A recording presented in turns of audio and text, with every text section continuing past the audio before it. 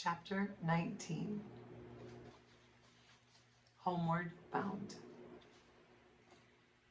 The train hissed to a stop, and Adoniram glanced at the Reverend Mr. Gillette, who looked apologetic. "I don't know what the holdup is. Let's hope it won't be long," he said. Adoniram nodded just as the conductor entered their carriage. "Derailment on the line ahead. They're clearing it now. Should be done in an hour or two," announced the conductor with a strong Irish accent, as he walked briskly down the aisle on his way to the next carriage. "It looks like we'll be sitting here a while," said Mr. Gillette. "I wish I'd brought some work with me." "Me too," lamented Adoniram. "For once in my life, I don't have a single thing to read." Mr. Gillette pulled his leather satchel from the rack above his head and reached inside. "I'm sure this isn't along your usual taste, Dr. Judson, but you are welcome to take a look at it if you would like." Adoniram took the slim, leather-bound book the pastor was holding out to him. "Tripping in the Authorland," he read aloud, by Fanny Forrester. "You're right. It's not my usual fare, but thank you for the thought." He opened the book and skimmed through the chapter titles, The Banknote, Nicky Ben, and The Chief's Daughter. Nothing Adoniram would want to read caught his eye, but since there was little else to do, he flipped to the middle of the book and began to read. Soon, he was totally engrossed. The stories themselves were flimsy tales, something his daughter Abigail might read, he thought, but there was something about the writing style itself. The book was filled with humor and lightness, and Adoniram found himself feeling sorry that the author had wasted her talents on such trivial material. After he had read for a while, Adoniram looked up. "Very good writing," he said to his traveling companion. "Fanny Forrester certainly has a way with words. Do you know if she is a Christian?" "Yes," replied the pastor. "I know for a fact she is. Her real name is Emily Chubbuck, and she used to be a teacher in a seminary before she took to writing." "What a pity," sighed Adoniram, and then a plan began to form in his mind. "I wish I could meet her." Mr. Gillette laughed loudly. "That can most certainly be arranged," he exclaimed. "She is staying at my house right now." Adoniram chuckled. "Well, how is that for Providence?" he said. The following day, Christmas Day, 1845, Adoniram got to meet Emily Chubbuck. Emily was about 30 years old, with long black hair. Adoniram noted she was not particularly pretty, yet her sense of humor shone in through her personality, just as it had in her books. Adoniram was surprised to learn she had been a Baptist all her life and had made it a point to read all the newsletters published by the Baptist Mission Society that told the story of his life in Burma. This was what Adoniram had been waiting to hear. Since arriving back in the United States, he had been praying he would meet the right person to write a biography of his late wife, Sarah. Now, looking at Emily Chubbuck, he felt sure that God had answered his prayers. Adoniram stayed on in Philadelphia to help Emily make an outline of Sarah's life and to answer the many questions she had about life in Burma. It seemed the more time Emily spent with Adoniram, the more she grew to respect and then love him. As strange as the match may have seemed to others, 30-year-old romance writer Emily Chubbuck, alias Fanny Forrester, and Adoniram Judson, a 57-year-old missionary, had fallen in love. Emily agreed to marry Adoniram and return with him to Burma and help raise his 2 small sons. When word of the impending marriage reached the newspapers, it sent people all over the United States into an uproar. How could a frothy writer like Fanny Forrester possibly fit in as the missionary's wife? People asked. Others wanted to know whether it was a fitting match for someone with Adoniram's public standing. After all, he was old enough to be her father. Emily Chubbuck's readers were upset too. Why was such an aspiring writer going to throw her life away to live in some far-off country? They thought she should stay in America and keep writing. Adoniram didn't care one bit what people thought or said. Emily Chubbuck had agreed to marry him, and that was all that mattered. The wedding took place June 2nd, 1846. The newlyweds spent a few quiet days together before visiting New York, Boston, Plymouth, and Bradford for a round of final farewells. As the Faneuil Hull weighed anchor in Boston Harbor, Adoniram and Emily, the new Dr. and Mrs. Judson, waved from the ship's railings to the hundreds of people who had gathered to see them off.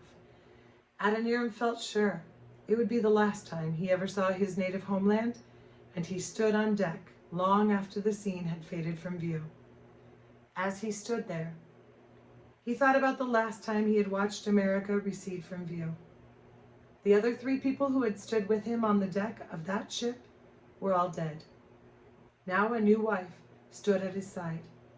She had not even been alive when he and Anne had first ventured out for Burma. The voyage home was a happy one. Emily was curious about everything aboard ship, and she did not suffer from seasickness at all. When they finally arrived back in Mole, Maine, they found Adoniram's 2 boys, Henry and Edward, healthy and well taken care of. The boys took to Emily right away, the memory of their own mother having faded to a distant shadow. Soon after arriving back in Burma, Adoniram decided to move his family to Rangoon. He had begun work on a more complete Burmese to English dictionary, and there were many Burmese language scholars in Rangoon who could help him with the exact meaning of certain words. Emily was happy to move, and she kept a meticulous and colorful diary of all that went on. When she finally arrived at the house in Rangoon, she wrote, "We are blessed with our full share of cockroaches, beetles, lizards, rats, mosquitoes, and bedbugs. With the last, the woodwork is alive. Perhaps 20 have crossed my paper since I have begun writing." Emily also went on to describe the ongoing battle with bats in the rafters. "We have had men at work nearly a week trying to thin the bats out, and have killed a great many hundreds. Everything, walls, tables, chairs, etc., are stained by them." Still, Emily was determined not to complain or to compare her new life with her old one in America. She worked hard at raising the children. She also worked hard at writing the biography of Sarah, grateful as she did so to be living in the land she was writing about. On the first anniversary of their marriage, Emily wrote home to her sister, "It has been far the happiest year of my life, and, what is in my eyes still more important, my husband says it has been among the happiest of his." As Adoniram continued to work on the dictionary, he tried to locate the Burmese Christians he had left behind years before. This proved difficult. A new governor was now ruling over Rangoon. He and his underlings had a wide range of torture techniques at their disposal, which they seemed eager to use on anyone in the city and surrounding area who was seen to be favoring Jesus Christ's religion. The small band of about 20 Christians left in Rangoon, dared not to meet together or even know each other's names. Adoniram met with them separately or occasionally in groups of 2 or 3 at a time. Living expenses in Rangoon were high, and the family found themselves dining mostly on rice and fruit, and occasionally an unknown meat, which was later identified as rat meat. When the rainy season arrived, Emily became ill. Each day it took almost every ounce of energy she had to write a page of Sarah's biography. She would have to take long rests between sentences. However, Adoniram suffered much more. One Saturday night, his stomach began cramping in excruciating pain. Although he had seen many sick missionaries in the past, neither he nor Emily could work out what was wrong with him. They tried all the usual treatments, laudanum shots, rhubarb, and calomel, but nothing stopped the searing pain. Eventually, the illness left him.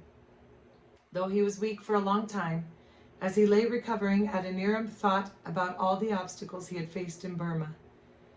Now, as he had when he translated the Old Testament into Burmese, he felt he needed to concentrate whatever energy he had left on revising the Burmese to English dictionary.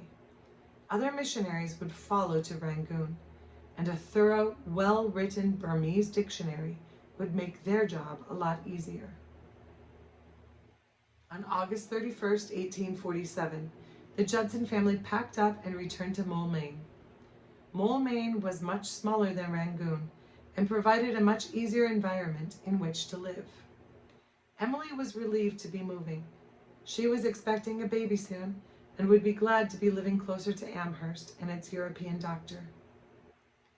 Baby Emily Frances Judson was born the day before Christmas, 1847. She was a healthy child who thrived from the beginning. Adoniram and Emily were both very proud of her. By now, Emily had finished the biography of Sarah, and the manuscript had been sent to the United States for publication. The family struggled on in Moulmein. Sometimes Adoniram would be ill for weeks on end, and other times Emily would be laid low by some sickness. Whenever they were well enough, they went about their duties. Adoniram to work on his dictionary, and Emily to looking after the children and learning the Burmese language. By March 1850, Dr. Morton, the family's physician, was very worried about Adoniram's health. Adoniram was weak and vomited often.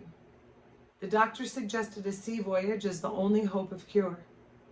Since Emily, who was expecting their second child any day, was unable to go with him, Thomas Ranney, who oversaw the printing press for the mission, offered to accompany Adoniram on the voyage. Adoniram's symptoms became worse.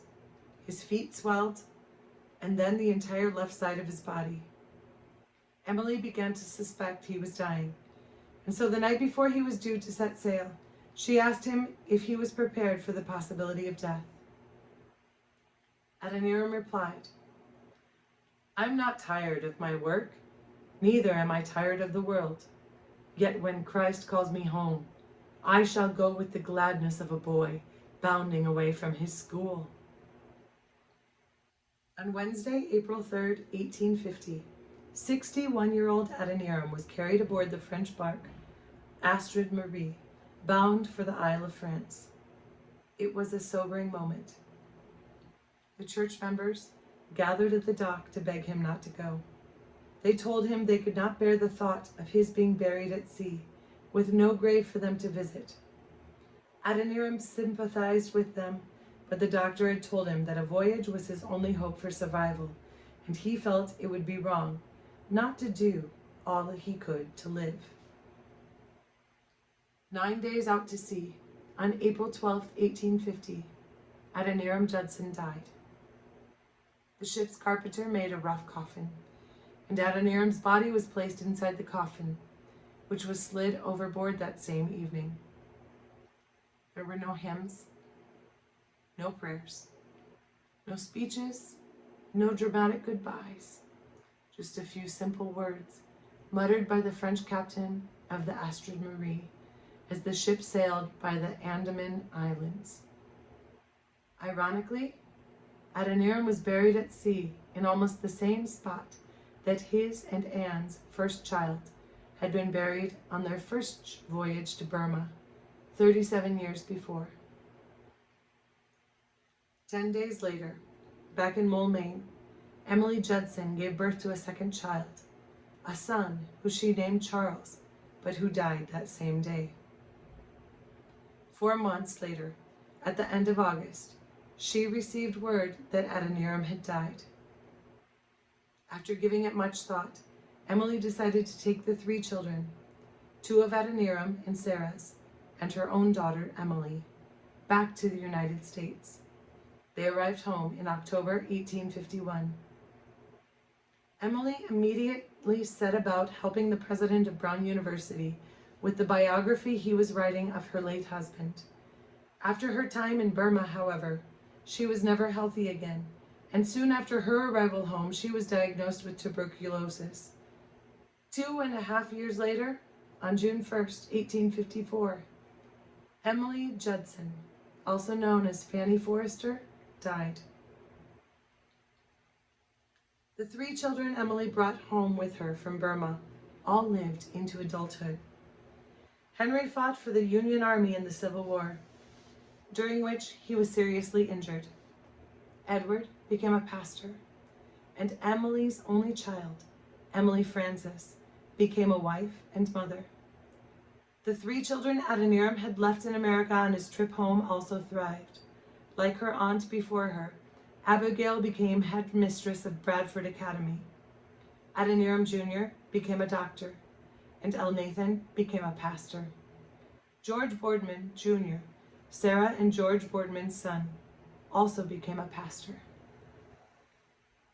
The translation of the Bible that Adoniram Judson worked so hard to complete remains to this day the only translation of the Bible into Burmese. And that is Adoniram Judson, bound for Burma.